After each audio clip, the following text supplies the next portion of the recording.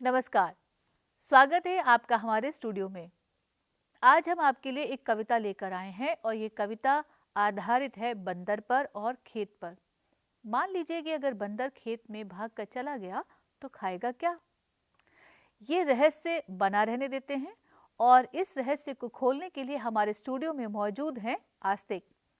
आस्तिक school में पढ़ते हैं आपकी तरह और आजकल ऑनलाइन क्लास ले रहे हैं, वह भी आपकी तरह।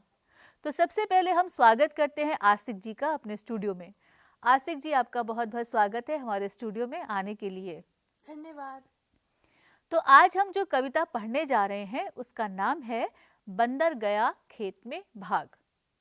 तो आइए हम पढ़ते हैं अपनी कविता जिसका शीर्षक है बंदर गया खेत में भाग। अच्छा आस्तिक, ये बताइए कि बंदर कैसे जानवर होते हैं? बहुत समझदार होते हैं या कुछ बेवकूफ़ किस्म के होते हैं? बंदर बहुत समझदार होते हैं। बंदर बहुत ही समझदार जानवर है और वह अपनी पूंछ की मदद से अपने शरीर का संतुलन यानी कि बैलेंस बनाकर रखते हैं और वे पूंछ से लटकते भी हैं ना, यानी कि हाँ। पूंछ डाल के ऊपर लपेटी और नीचे लटक गए और उसके बाद वो मजे से झूला झूलते हैं। कभी आपने ऐसे झूला झूला है? नहीं। क्योंकि आस्तिक की बंदर की तरह लंबी पूंछ नहीं है। अच्छा, आस्तिक ये मान के चलिए कि अगर हमारी भी उतनी लंबी पूंछ हो जाए तो आप झूला झूलेंगे? हाँ। और वैसे ही उल्टा लटक कर झूला झूलेंगे? हाँ। और कहीं गिर पड़े तो हॉस्पिटल जाना पड़ेगा। तो हॉस्पिटल जाना पड़ेगा। उसकी नौबत ना आए तो हम अपने बच्चों को ये सलाह देते हैं कि आप ठीक तरह से झूला झूलेगा। बंदर में एक और खास बात होती है, आपने कभी नोट की है? नहीं। वे नकल उतारते हैं, है ना? और कई बार इतनी अच्छी तरीके से नकल उतारते हैं कि पता ही नहीं चलता कि आखिर इनको ये सिखाया किसने है। तो आइए हम आज कविता पढ़ते हैं बंदर गया खेत में भाग। बंदर गया खेत में भाग, बंदर गया खेत में भाग, चुट्टर मुट्टर तोड़ा साग। बंदर गया खेत में भाग, चुट्टर मुट्टर तोड़ा साग। आग जलाकर चट्टर मट्टर, आग जलाकर चट्टर मट्टर, साग पकाया खद्दर बद्दर। सापड़ सुपड़ खाया खूब, सापड़ सुपड़ खाया खूब, पोंछा मुंह उखाड़ कर दूब। चलनी बिछा ओढ़ कर सूप, डटकर सोए बंदर भूप। तो आपने ये सुनी कविता जिसका नाम था बंदर गया खेत में भाग। अब आस्तिक आपसे हम गुजारिश करेंगे कि इस कविता को आप पढ़ दीजिए। ठीक है। बंदर गया खेत में भाग, चुटर मुटर तोड़ा साग। बंदर गया खेत में भाग, चुटर मुटर तोड़ा साग। आग जलाकर चटर मटर, आग जलाकर चटर मटर, साग पकाया खदर बदर, साग पकाया खदर बदर। सापड़ सुपड़ खाया खूब, पोछा मुंह उखाड़ कर दूं। सापड़ सुपड़ खाया खूब, पोछा मुंह उखाड़ कर दूं। चलनी बिछा ओढ़ कर सूप, चलनी बिछा ओढ़ कर सूप। डटकर सोए बंदर भूप, डटकर सोए बंदर भूप। बंदर गया खेत में भाग, चुटर मुटर तोड़ा साग। वाह, किस अंदाज में आपने कविता सुनाई है, मजा आ गया। तो इस कविता में बहुत खास आवाजें आई हैं और ये आवाज जितना बोलने में अच्छी लगती है उतना सुनने में भी अच्छी लगती है। हाँ। तो ये आवाजें हैं चट्टर मट्टर। अच्छा, चट्टर मट्टर का कोई अर्थ है? नहीं। और इसमें एक और आवाज है खद्दर बद्दर, क्या इसका कोई अर्थ है? नहीं। और एक और आवाज है सापड़ सुपड़, इसका कोई अर्थ है? नहीं। तो ये आवाजें कुछ ऐसी आवाजें हैं जो हम काम के समय सुनते हैं, यानी जब हम किसी चीज को उबालते हैं और उसमें उबाल आता है और अगर वह साग हो तो उसमें खद्दर बद्दर जैसी आवाज आती है। और जब हम कुछ खाते हैं, चप चप चप चप करके खाते हैं, तो चुट्टर मुट्टर की सी आवाज आती है। तो ऐसे ही शब्द हम अपनी तरफ से बना सकते हैं। तो क्यों ना हम एक बार शब्द को फिर से देख लें कि ऐसे कौन से लयात्मक शब्द हमारे पास आए हैं। तो यह शब्द है चट्टर मट्टर, खद्दर बद्दर और सापड़ सुपड़। तो चट्टर मट्टर की लय पर आप अगला शब्द बताइए। मैं मदद करूं? हाँ। तो मदद कर देते हैं आस्तिक की, छोटे बच्चे हैं। चट्टर मट्टर में अंतिम आवाजें तो एक जैसी हैं, लेकिन शुरू की आवाज में फर्क है आस्तिक। चट्टर में किसकी आवाज है शुरू में? च की। और मट्टर में? म की। तो फिर हम मट्टर शब्द में म की जगह किसी दूसरी आवाज को रख दें। हाँ। जैसे ल, तो क्या बनेगी आवाज? लट्टर। और अगर हम ल की जगह रखते हैं स को, तो क्या आवाज बनेगी? सट्टर।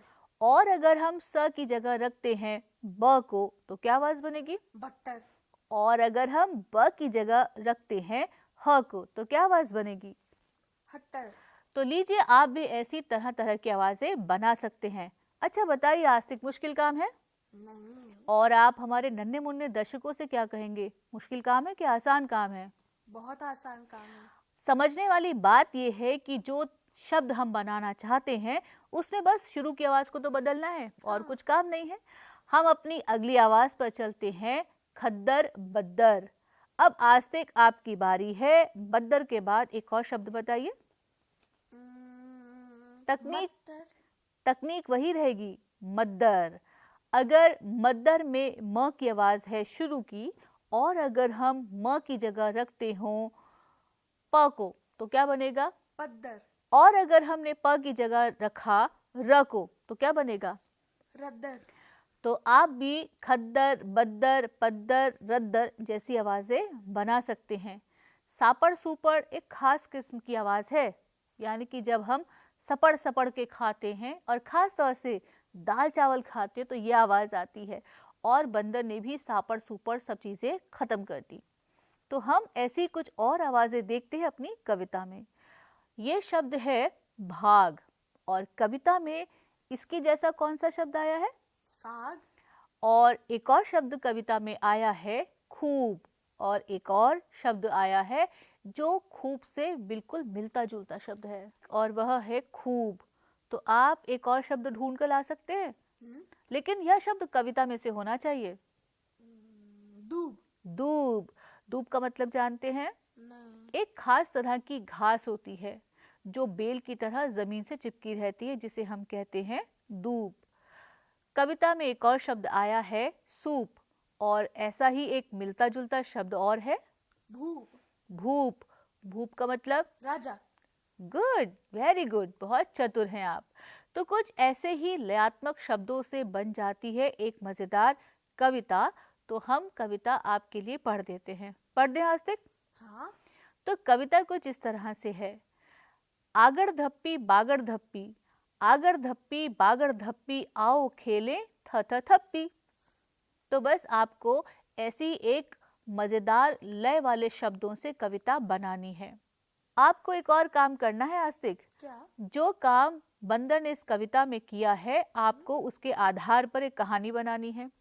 मान लीजिए हमने इस कविता में पढ़ा था कि बंदर खेत में भाग गया और उसने क्या तोड़ा था? साग।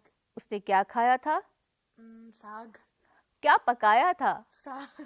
साग उसने तोड़ा, साग को पकाया और साग को खाया।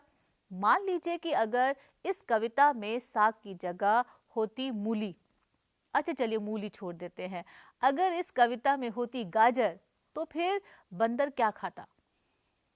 गाजर। गाजर तो खाता, उसके बाद क्या खाते? पकाकर। उसने साग तोड़ा, साग पकाया और साग खाया। उसने गाजर तोड़ी, गाजर पकाई और क्या खाया? गाजर। गाजर का हलवा। गाजर की सब्जी बहुत कम बच्चों को अच्छी लगती है, लेकिन गाजर का हलवा बच्चों को बहुत पसंद है। तो आप इस कविता में चीज का नाम बदल दीजिए। साग था, हमने गाजर कर दी। आप कुछ और बना दीजिए। आप रख सकते हैं आलू, आलू की चाट बन सकती है, आलू का मसाला बन सकता है, आलू के पराठे बन सकते हैं, लेकिन बंदर कुछ भी खा सकता है। और इस कविता को कहानी की तरह बनाइए। कहानी मैं शुरू कर देती हूँ, बढ़ाएंगे आस्तिक, और अगर आस्तिक ने चाहा तो फिर हम उनकी कहानी बनाने में मदद कर देंगे। ठीक है आस्तिक, शुरू करें? बिल्कुल। तो एक दिन की बात है, एक था बंदर और उसकी ये लंबी पूंछ थी। उसकी लंबी पूंछ से अक्सर वह डाली से लटक जाता था और उल्टा लटक कर झूला झूलता था। एक दिन उसकी मम्मी ने उसे बहुत डांटा और कहा कि किसी दिन तुम गिर गए, सिर के बल गिरोगे तो चोट लग जाएगी और फिर हो जाएगी तुम्हारे स्कूल की छुट्टी, है ना। तो बंदर को आया गुस्सा, नाराज हो गया अपनी मम्मी से और वह खेत में भाग गया। अब इसके आगे की कहानी आस्तिक को बतानी है। बताइए आस्तिक, फिर क्या हुआ कहानी में? बंदर खेत में भाग गया तो उसे भूख लगाई। फिर भूख लगाई तो उसने आसपास ढूंढा तो उसे अचानक साग दिख गई और उसने थोड़ी सी साग तोड़ ली और फिर लकड़ियां ढूंढने के लिए निकल गया। लकड़ियां ढूंढने के बाद उसने आग जलाई। आग ढूंढने के लिए उसने पत्थर भी निकाल लिए थे और उसके बाद साग उसने पकाया और उसके बाद उसे सापर सुपर आराम से खाकर वो सो गया। अच्छा, अब बंदर तो आराम से साग खाकर सो गया, लेकिन वह बंदर जिस पेड़ के नीचे सोया था वह था नारियल का पेड़। बंदर अभी सो ही रहा था, सपनों में खोया ही था। अचानक नारियल के पेड़ से एक जोरदार कोई चीज नीचे आई और पट की आवाज आई और बंदर की खुल गई आंख। बताओ ये क्या चीज होगी? नारियल। और इतना बड़ा नारियल बंदर के सिर पर गिरा। उसके बाद क्या हुआ होगा आस्तिक? उसे दर्द हुआ होगा। दर्द हुआ होगा। उसके बाद क्या हुआ होगा? उसे चोट लगी होगी। चोट लगने के बाद क्या हुआ?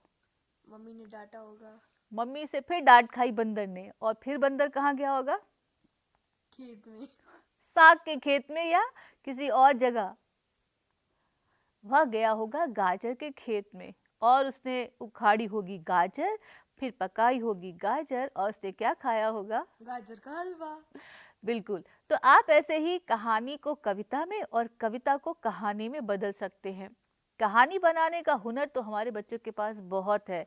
जैसे आस्तिक बनाते हैं कहानियाँ, आप भी ऐसी कहानी बनाकर हमारे पास भेजिएगा। पता है earlyliteracy.ncert@gmail.com। हम पता फिर से दोहरा देते हैं। हमारा पता है earlyliteracy.ncert@gmail.com। कहानी और कविता लिखकर ज़रूर भेजिएगा हमारे पास। हमें आपका और आपकी बनाई हुई रचनाओं का इंतज़ार रहता है। तो क्यों ना हम अब आस्तिक का धन्यवाद दे दें। आस्तिक, आपका बहुत बहुत धन्यवाद इस स्टूडियो में आने के लिए और इतनी मज़ेदार कविता गाने के लिए। धन्यवाद।